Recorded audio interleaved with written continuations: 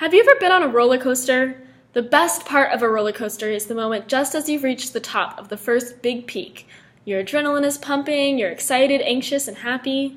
But soon after that, you come flying down, and within minutes it's all over.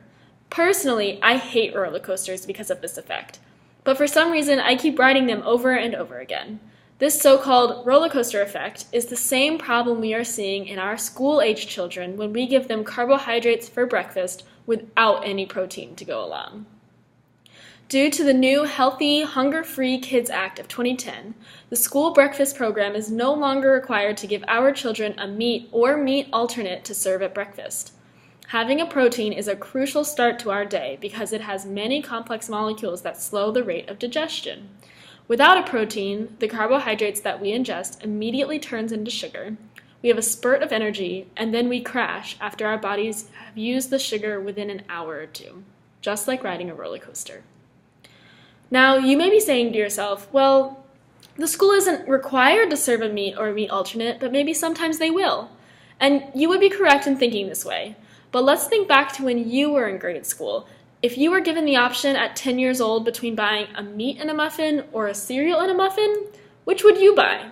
Most likely, you would choose the 2-grain option, just like many other children across the country.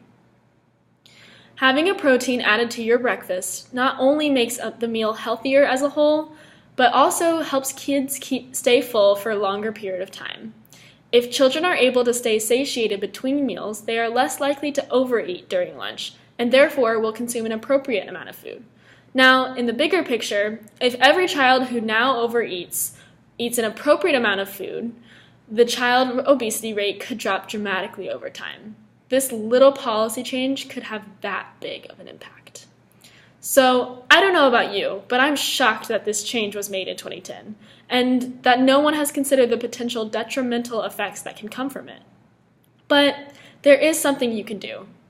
You, the government officials, can change the policy and require a meat or meat alternate to be served at breakfast in hopes to raise the amount of protein consumed by children from this meal.